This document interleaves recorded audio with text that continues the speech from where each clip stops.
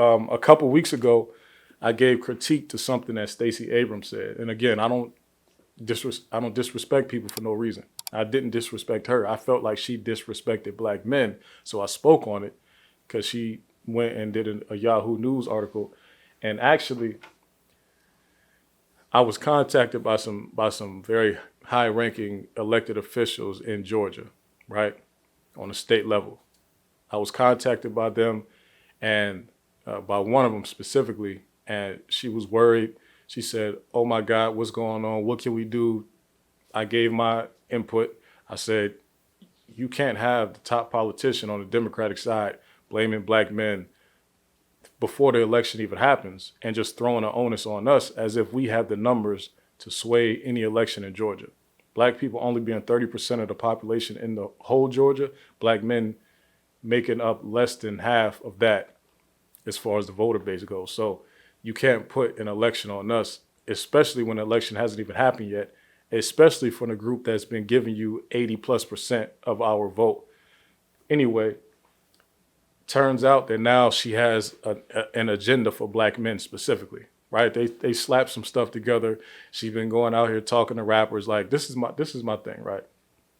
I'm very glad that a video from the regular podcast, the regular network, has been making people politically shift and make changes to what they've been doing and what they've been saying about black men. That's the goal. Again, I didn't disrespect Miss Stacey Abrams. All I said was how I felt about what she said, okay? And I'm not going to disrespect her, but I am going to show you guys this black men agenda because at least they're trying to do something. But I will say, I don't see this as being something that will help her out when it comes to this election. Okay.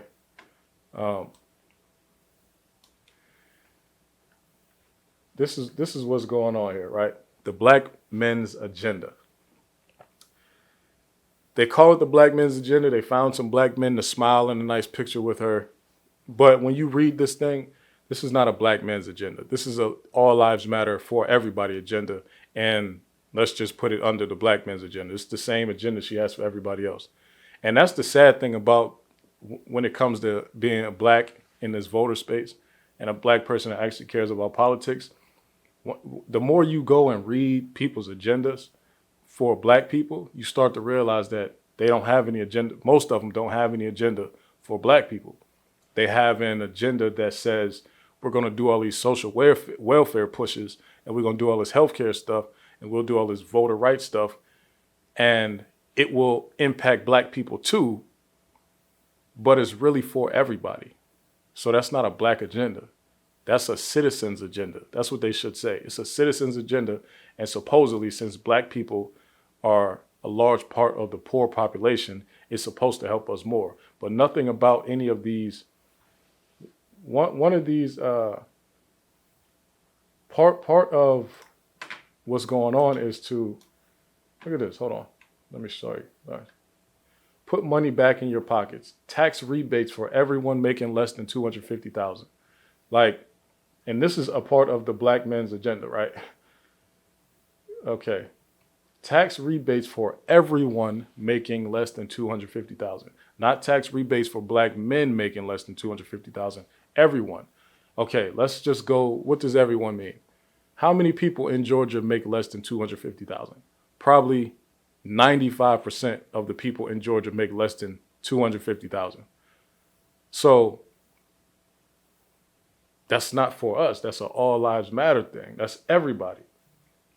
Create $5 million family farms initiative to aid small and micro farms with financing. That's a very simple one that could have just said, create a $5 million farm initiative to aid black farmers.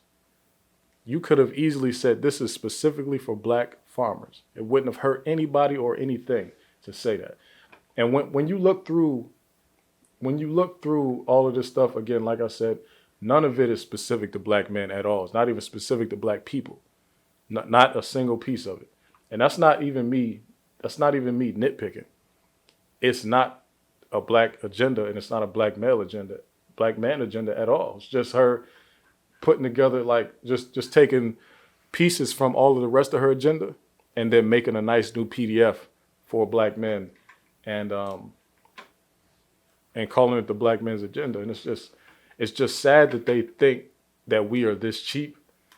It's sad that they think we're this cheap and that we'll go for just pretty much anything in politics and just give them our vote. Of course, most black men are still about to vote for Stacey Abrams, of course. And I'm not knocking anybody for that because it's about loyalty. And with black people, they say we need to stick together. We do stick together when it comes to the vote.